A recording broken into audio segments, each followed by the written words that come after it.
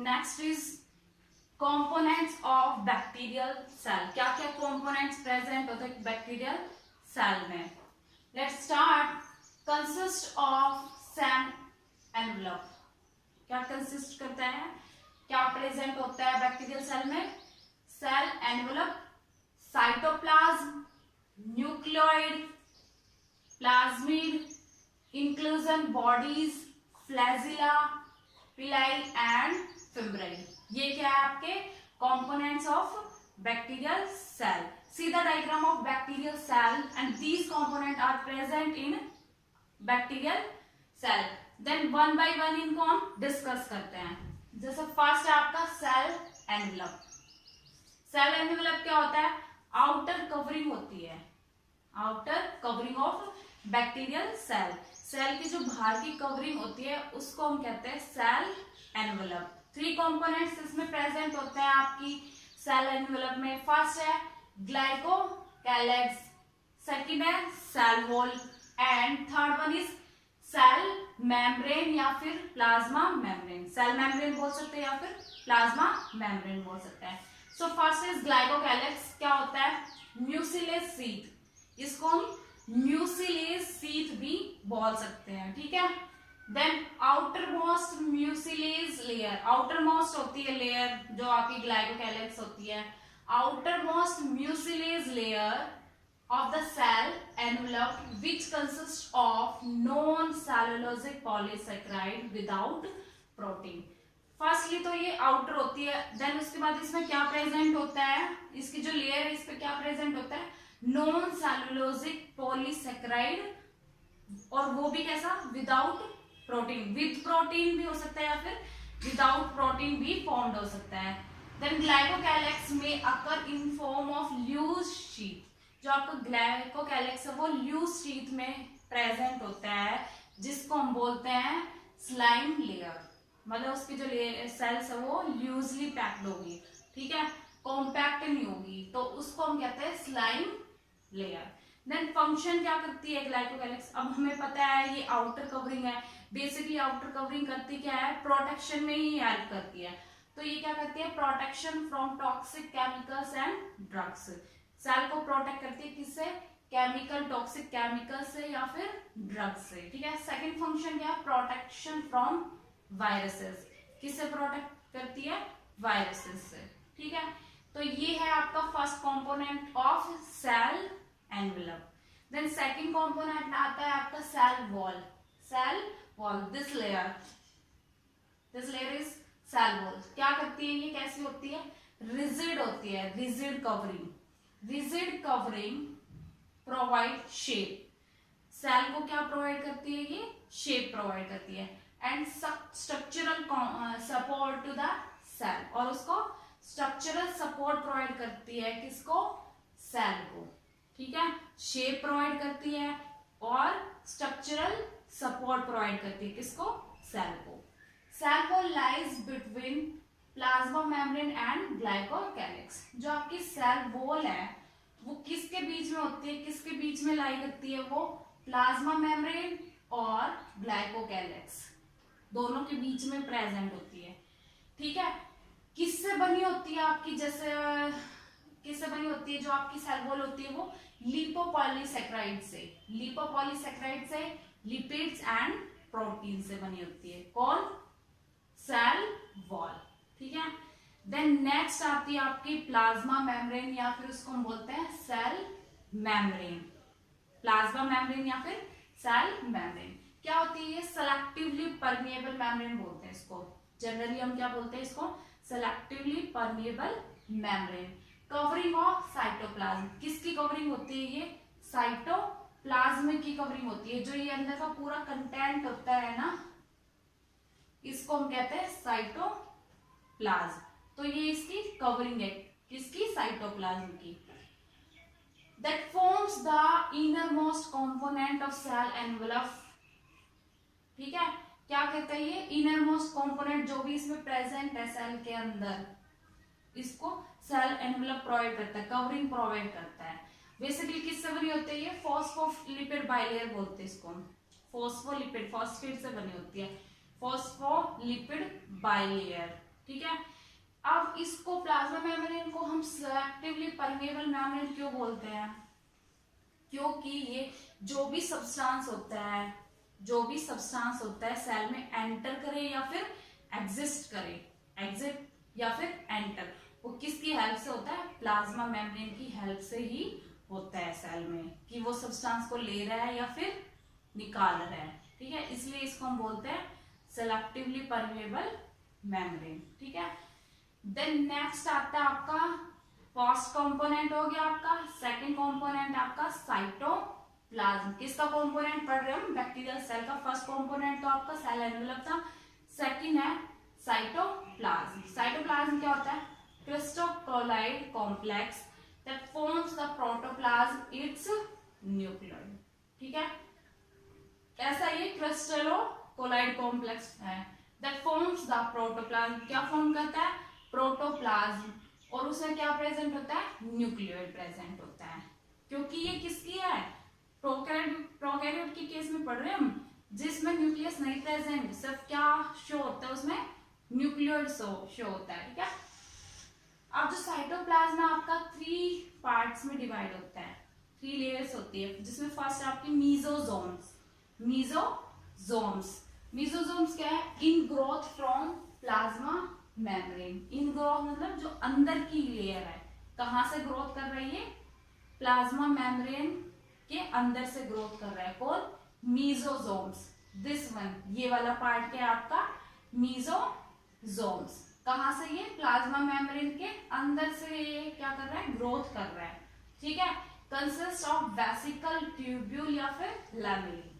क्या क्या प्रेजेंट होता है, क्या क्या कंसिस्ट करता है ये? वेसिकल्स, ट्यूब्यूल्स या फिर हम लैमेली। ठीक है, मीजोजोम्स। देन मीजोजोम्स 2 टाइप्स के होते हैं आपके। 2 टाइप्स के मीजोजोम्स होते हैं, जिसमें फर्स्ट है आपका सेपल मीजोजोम एंड सेकंड है लेटरल मीजोजोम। सेपल्स मीजोजोम्स क्या होता है? Connects nucleoid with plasma membrane. जो आपका सेपल मीजोजोम है वो कनेक्ट है nucleoid with plasma membrane. Nucleoid को किसको? प्लाज्मा मेम्ब्रेन से कनेक्ट करता है। ठीक है, उसके बाद जो सेकंड है आपका लेटरल मीजोजोम। लेटरल मीजोजोम क्या होता है? Not connected with nucleoid, connected नहीं है किससे? न्यूक्लियोइड से। ठीक है, देन सेकंड है राइबोसोम। फर्स्ट तो हो गया मीजोजोम, सेकंड क्या है? राइबोसोम। किसका पढ़ रहे हैं हम?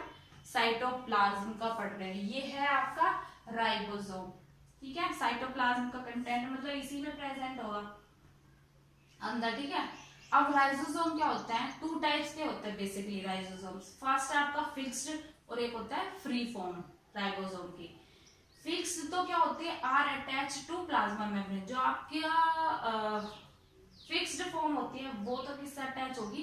प्लाज्मा मेम्ब्रेन से अटैच रहेगी, फिक्स फॉर्म में प्रेजेंट होगा वो राइबोसोम। ठीक है, और जो फ्री है वो क्या होगा? अकर फ्री इन साइटोप्लाज्म, मतलब फ्रीली घूमता रहेगा, मूव करता रहेगा। किसमें? साइटोप्लाज्म के मैट्रिक्स में। मैट्रिक्स क्या होता है? फ्लूइड बोलते हैं जिसको। ठीक है, उसके बाद नेक्स्ट आता है आपका क्रोमेटोफोर। क्रोमेटोफोर क्या होता है? क्रोमेटोफोर होता है internal membrane system present in photosynthetic prokaryote. Internal membrane system होता है जो किसमें प्रेजेंट होता है? फोटोसिंथेटिक प्रोकैरियोट में ही प्रेजेंट होता है। ठीक है, उसके बाद जो आपका क्रोमेटोफोर होता है बेसिकली डेवलप करता है एक मेम्ब्रेन को। ठीक है, जिसको हम बोलते हैं थाइलेकोइड फ्रॉम प्लाज्मा मेम्ब्रेन। किससे? प्लाज्मा मेम्ब्रेन से। ठीक है, देन सेकंड आता है ये, जैसे आपका क्रोमेटोफोर हो गया। देन नेक्स्ट थर्ड पार्ट आता है, थर्ड कंपोनेंट इज न्यूक्लियोइड। किसका?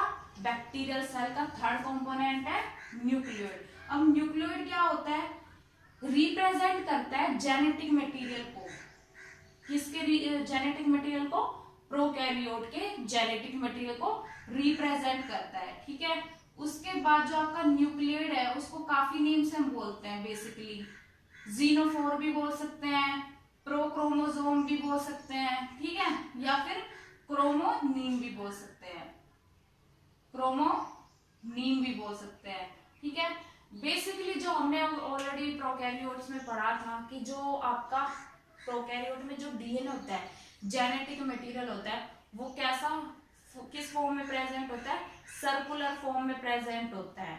डीएनए सर्कुलर फॉर्म में प्रेजेंट होता है।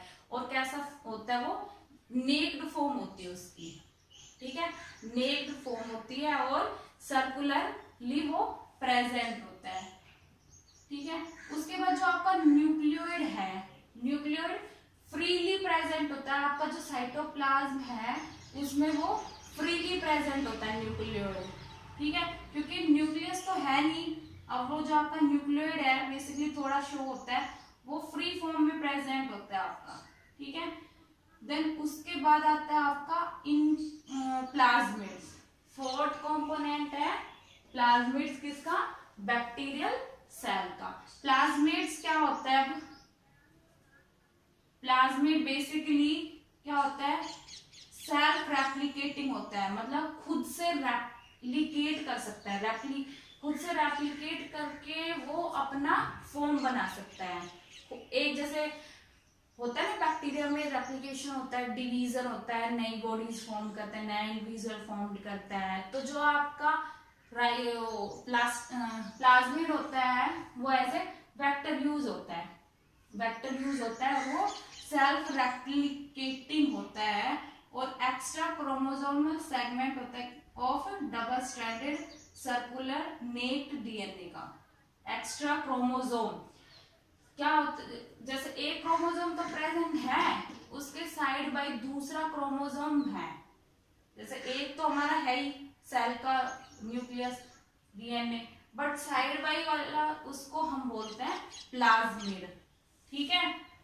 देन उसके बाद आता है ये जो इसका न्यूक्लियोइड होता है इंडिपेंडेंटली क्या होता है, इसमें प्लाज्मिड का अपना खुद का ही होता है, ठीक है। तो ये था आपका प्लाज्मिड जो सेल्फ रेप्लिकेटिंग होता है और एक्स्ट्रा क्रोमोसोमल सेगमेंट प्रेजेंट होता है किसमें? सेल में, ठीक है। देन नेक्स्ट है इंक्लूजन बॉडीज। इंक्लूजन बॉडीज क्या होती है? अब inclusion bodies non living structure होता है और किसमें प्रेजेंट होता है? साइटोप्लाज्म में। साइटोप्लाज्म का कंटेंट ही तो पढ़ रहे हैं अभी हम। नॉन लिविंग होता है और किसमें प्रेजेंट होता है? साइटोप्लाज्म में प्रेजेंट होता है बेसिकली, और फ्री फॉर्म में प्रेजेंट होता है inside the cytoplasm. Free form में प्रेजेंट होता है इनसाइड द साइटोप्लाज्म। बेसिकली जो आपका इंक्लूजन बॉडीज होती है 3 टाइप्स की होती है। गैस वैक्यूल्स की फॉर्म में होती है, या फिर ऑर्गेनिक इंक्लूजन, या फिर फूड रिजर्व। 3 टाइप्स की बेसिकली प्रेजेंट होती है। या तो फूड वैक्यूल जिसको हम बोलते हैं फूड स्टोर करता है, ठीक है, या फिर फूड वैक्यूल तो हो ही गया, उसके बाद इनऑर्गेनिक इंक्लूजन और या फिर फूड रिजर्व, इन फॉर्म में वो प्रेजेंट होता है। देन नेक्स्ट आता है आपका लास्ट इज फ्लैजिला। फ्लैजिला क्या होता है? किसका कंपोनेंट है? बैक्टीरियल सेल का। This is the flagella, this is the flagella, ठीक है। तो जो आपका फ्लैजिला होता है बेसिकली क्यों प्रेजेंट होता है सेल में? कैसा होता है ये? सिंगल प्रेजेंट होता है। सिंगल की आपको प्रोकैरियोटिक में हमने ऑलरेडी पढ़ा था कि जो आपकी बैक्टीरिया सेल होती है प्रोकैरियोट की, उसमें ये सिंगल स्ट्रैंडेड प्रेजेंट होता है।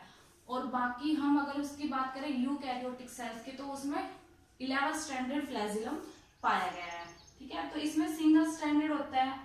उसके बाद बेसिकली मेनली इसका कितना साइज होता है, कितनी लेंथ होती है?